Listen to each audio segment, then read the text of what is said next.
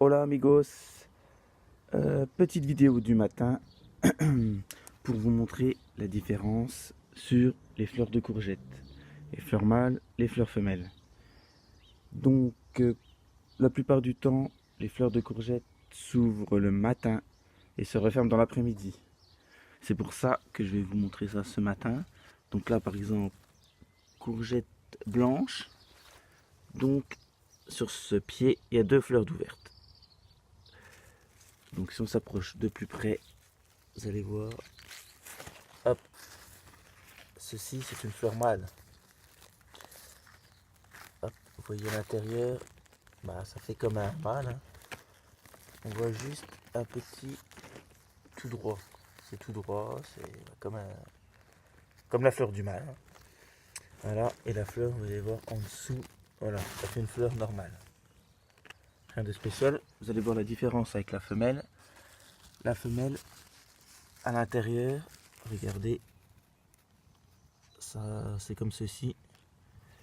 Et derrière, on voit le début de la courgette. Donc à savoir que s'il n'y a pas un pollinisateur qui va dans la fleur mâle et après dans la femelle pour la féconder, vous n'aurez pas de courgette. La petite courgette qui est derrière, eh ben, elle va pousser, puis elle va avoir le bout de la courgette qui va faner, qui va faire la tronche. Elle ne va pas aller jusqu'au bout. Donc, si vous n'avez pas de pollinisateur dans votre jardin, vous pouvez le faire à la main. Il y a deux solutions. Soit vous prenez la fleur mâle, vous l'arrachez, vous enlevez le tour, là, le feuillage jaune, et le petit kiki, hop, vous venez le frotter à l'intérieur, là, dans la fleur femelle.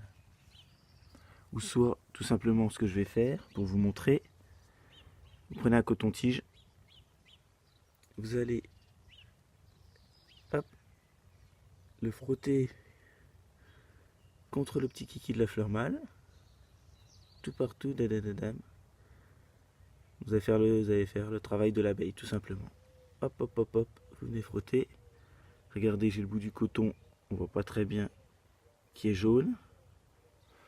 Je vais essayer comme ça, parce qu'avec mon téléphone, on voit un petit peu, c'est pas terrible.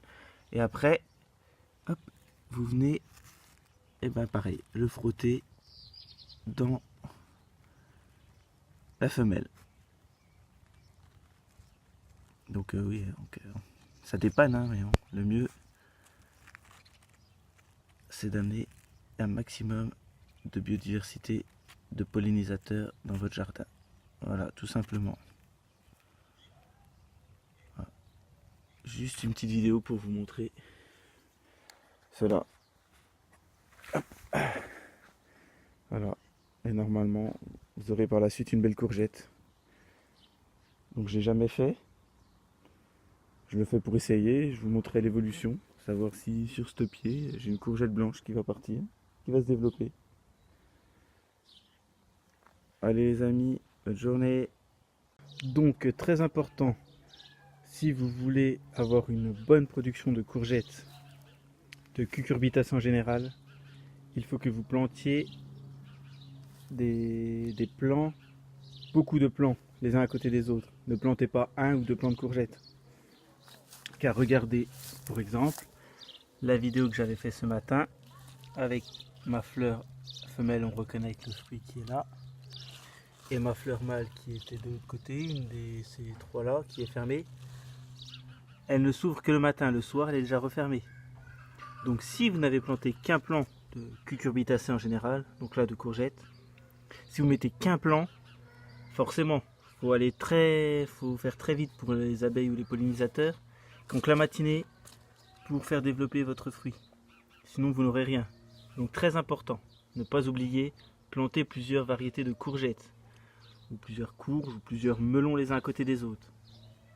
Très important, car il y a très peu de temps pour venir polliniser ces plants. Là par exemple, j'ai mis un plant entre chaque pied de tomate.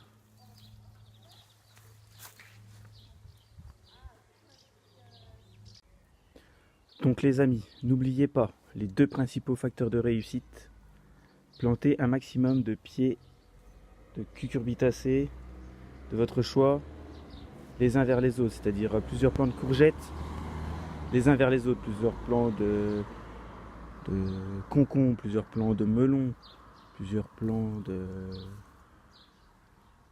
courges. N'hésitez pas. Et important, attirer les pollinisateurs. Les fleurs ne s'ouvrent une demi-journée.